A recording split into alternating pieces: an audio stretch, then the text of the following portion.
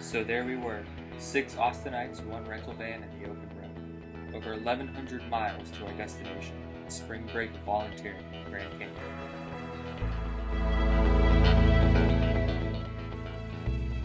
Our first night led us to Caballo Lake State Park in New Mexico, and to some group bonding and relaxation in a beautiful place. The landscape was just stunning, but only a taste of what was to come. We soaked it in, knowing this was only a stop along the way.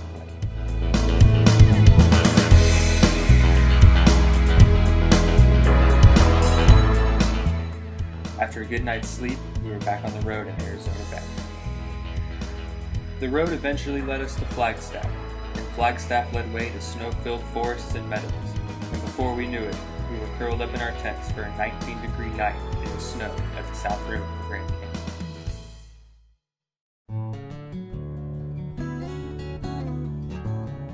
The next morning introduced us to the Grand Canyon Veg crew, Mary Beth, Josh, and Greg, and led us down into one of the most stunning places on this earth. The snowy trails and the canyon walls are surely sights to never be forgotten. As our descent continued, ice-covered trails lay way to mud and then to rock. As we ventured deeper into this majestic place, the scale of the canyon truly began to set in.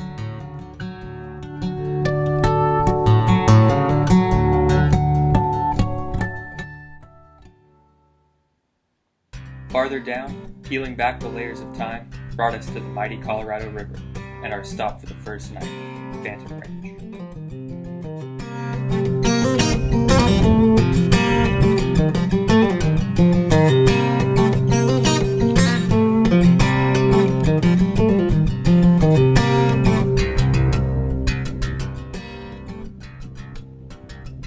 We had all made it safely down, but were quickly reminded that this was, in fact, the wilderness. After having trouble on his descent into the canyon, a gentleman had to be evacuated, and we were called on to assist in blocking trails and keeping the general public out of the road wash and away from the evacuation crews.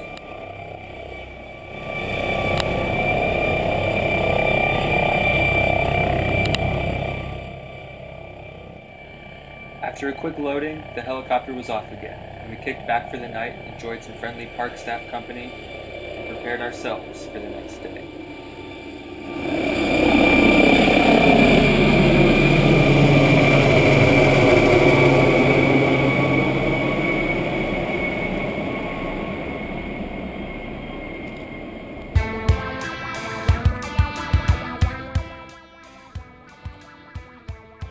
Morning brought us 11 more miles of trail and some more beautiful views. Creek crossings led us to lunch at Ribbon Falls, and we completed our hike on to Roaring Springs for the night.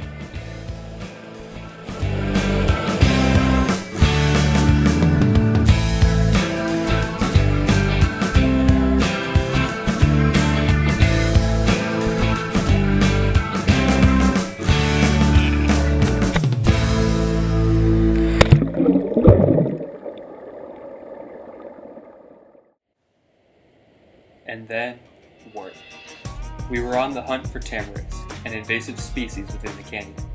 We hiked off the trail, through brush thick and thin, and left no stone unturned. We scrambled up and down every boulder field, dove headfirst through every overgrown brush pile, and, every now and then, when the fire of tamarisk would burn your pupils, murder a few plants.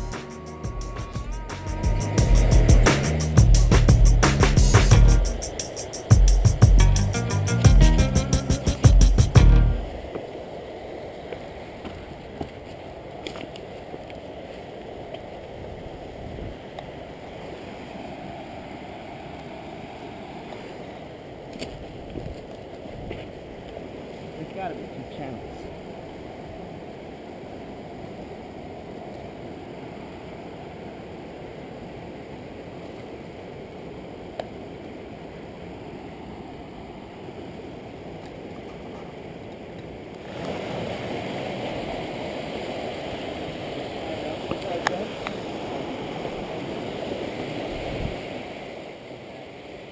Long stretches of nothing led to frustrations, and a deeper drive to find and kill this plant, wherever it was. Every once in a while, the canyon walls or Wandering Creek would force us back to the other side, but never for very long. And then, we would find it. What's up, Catherine? Nothing.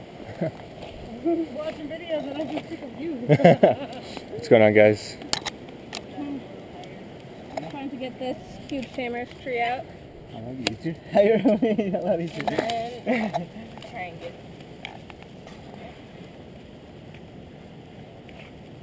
Or maybe come in with the saw from above too, and that would. How's it going on your side of the river? Man, we're killing it. We got some good stuff. Awesome. Well, kind of. We had like over 25 before Wow. 10, and then after 10, we've had like 4. Yeah, it's been a slow day over here.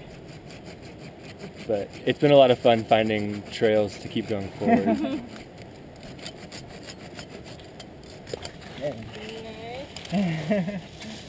All right. Nice job, guys. Is this the biggest thing in the sun? Definitely the most frustrating one. Good points for that. Made me sweat.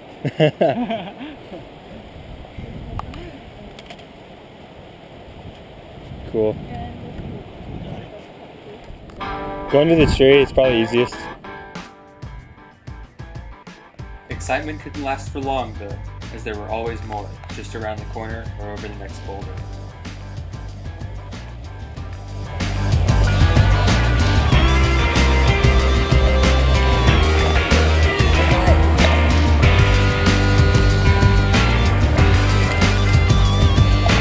Nice.